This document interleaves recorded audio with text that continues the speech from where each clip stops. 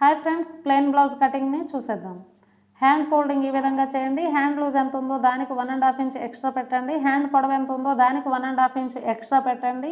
Same లెంత్ని marking చేయండి.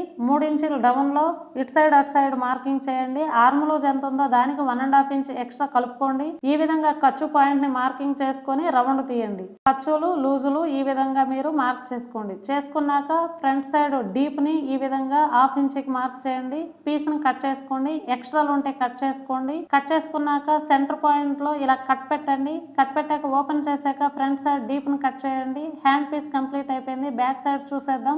Back side ఈ చివరి భాగం నుండి ఆ చివరి భాగం వరకు ఎంత ఉందో అందులో సగానికి మార్క్ చేయండి. 2 ఇంచ్ ఎక్స్ట్రా పెట్టండి. బ్యాక్ సైడ్ పొడవు ఎంత ఉందో దానికి 1 ఇంచ్ ఎక్స్ట్రా పెట్టండి. రౌండ్ కింద లెంత్ ఎంత ఉందో దానికి 1 ఇంచ్ ఎక్స్ట్రా పెట్టండి. సంఖ భాగంలో కింద లెంత్ ఎంత ఉందో దానికి 1 ఇంచ్ ఎక్స్ట్రా పెట్టండి. కింద పైన ఒకే లెంత్ ఉన్నట్టు చూసుకోండి. నెక్ లూజ్ ఎంత ఉంటే అంతే పెట్టండి. కింద పైన సేమ్ లెంత్ పెట్టండి. ఈ విధంగా బాక్స్ కొట్టుకొని ఒక 1/2 ఇంచ్కి మార్క్ చేసుకొని రౌండ్ తీయండి. షోల్డర్ ఎంత ఉందో దానికి 1 ఇంచ్ కలపండి. సంఖ రౌండ్లో 1.5 ఇంచ్కి మార్క్ చేయండి. ఖర్చు పాయింట్లో కిందకి ఒక 1/2 ఇంచ్ కట్ చేయండి. ఈ విధంగా పీస్ని కట్ చేసుకోండి.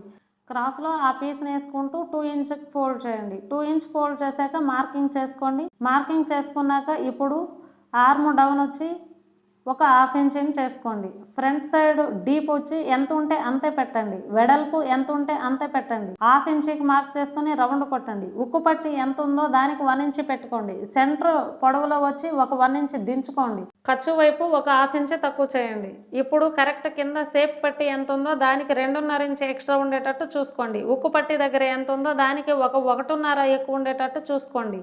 ఆర్మ్ రౌండ్లో 1 ఇంచ్ ఎక్కువ ఉండేటట్టు చూసుకోండి. ఫ్రంట్ నెక్ డీప్ వచ్చి 1 ఇంచ్ ఎక్కువ ఉండేటట్టు చూసుకోండి. ఉక్కు పట్టి కాజా పట్టీని కట్ చేసుకోండి. సేప్ బెల్ట్ని 1 ఇంచ్ ఎక్కువ వెడల్పు పొడవుల్లో ఎక్కువ ఉండేటట్టు చూసుకోండి. మెడపట్టీలు క్రాస్గా 1 ఇంచ్ వెడల్పులో క్రాస్గా తీసుకోండి. నడుం పట్టి స్ట్రైట్ పీస్లో తీసుకోండి. 1.5 వెడల్పు ఉండేటట్టు తీసుకోండి. Thank you for watching.